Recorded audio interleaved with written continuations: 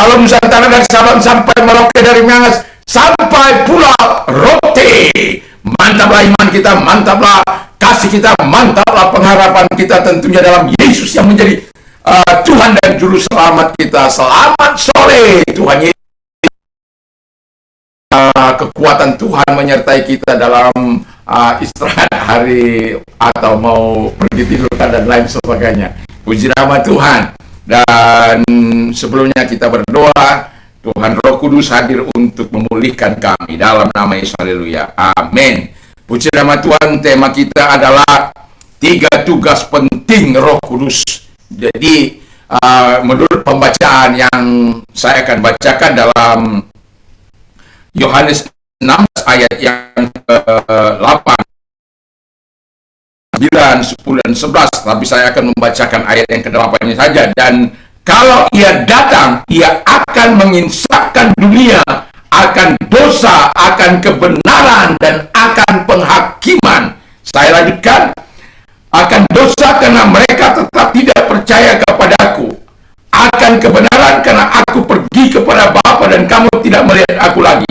Dan akan penghakiman karena penguasa dunia ini telah dihukum. Wow! Jadi setan itu tidak berkuasa lagi atas hidup kita.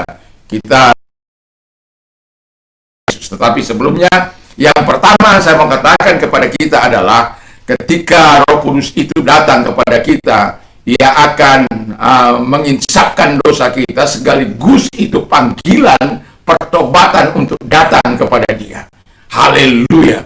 Jadi kata firman Allah bahwa menurut pembacaan ini kita lihat jelas bahwa bukan hanya melakukan kejahatan itu dosa, bukan hanya melakukan perampokan itu dosa, bukan hanya melakukan perzinahan itu dosa, tapi tidak percaya kepada Dia pun adalah di kayu salib untuk segala pelanggaran, untuk membawa kita pada kehidupan yang benar. Tapi kalau kita menolak, memang seperti saya katakan, itu kita tidak akan bisa mengakui segala dosa kita, karena ya kalau Roh Kudus tidak hadir, kita tidak bisa mengakui itu. Dan kalau Roh Kudus tidak ada dalam hati kita, kita tidak akan bisa mengakui itu.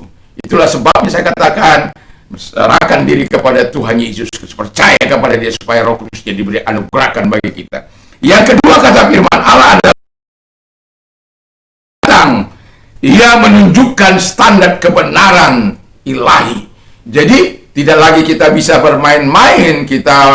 Dia sudah katakan bahwa Ia secara fisik datang di Yerusalem, tetapi saat ini Dia tidak lagi dengan segala keterbatasan itu. Dia dalam segala Almighty God-nya, dengan segala keperkasaannya, pantokratosnya dalam kehidupan kita sebagai orang percaya. Dan Dia punya nilai-nilai standar kebenaran. Satu contoh, kalau orang katakan benci orang yang membenci kau, kasih orang yang mengasihi engkau. Tapi Yesus mengatakan dengan jelas, kasihi musuhmu. Sekalipun dia menganiaya engkau, doakan dia, berkati dia, lakukan yang baik. Wow, ini kalau orang dunia ini katakan gila, membalas yang jahat dengan kebaikan.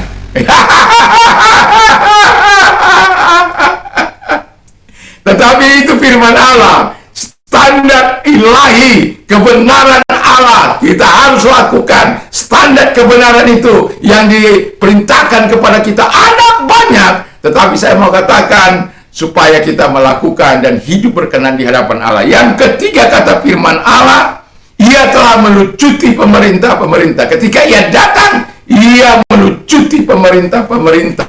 Penguasa-penguasa. Setan tidak lagi berkuasa atas hidupmu. Setan tidak lagi berkuasa untuk memperkosa kehidupanmu, memperkosa imanmu, karena engkau telah diberikan kuasa oleh Tuhan untuk mengusir setan-setan, melenyapkan segala sakit, penyakit, dan kelemahan tubuh. Ketika kita dilawati oleh Roh Kudus. Tadi pagi saya berkata betapa pentingnya Roh Kudus dalam kehidupan kita. Dia memberikan kekuatannya, penghiburannya, kuasanya, dan gaibnya, tuntunannya. Wow, luar biasa dalam kehidupan ini. Jadi 3 tugas Roh Kudus itu sangat penting Mari kita sambut dan kita melakukan apa yang dia minta kepada kita supaya keselamatan, pertolongan senantiasa menyertai kehidupan kita. Mari kita tunduk dan kita berdoa. Terima kasih Tuhan, ini hidup kami, tuntun kami, tolong kami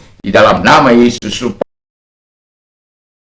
apa yang baik dan benar dan memenuhi panggilanmu. Dalam nama Yesus, haleluya, amin. Puji nama Tuhan. Selamat sore, selamat kita beristirahat tentunya bersama dengan Tuhan. Haleluya, haleluya, mantap. Jangan lupa komen, like, and share, dan juga subscribe. Haleluya, haleluya, mantap.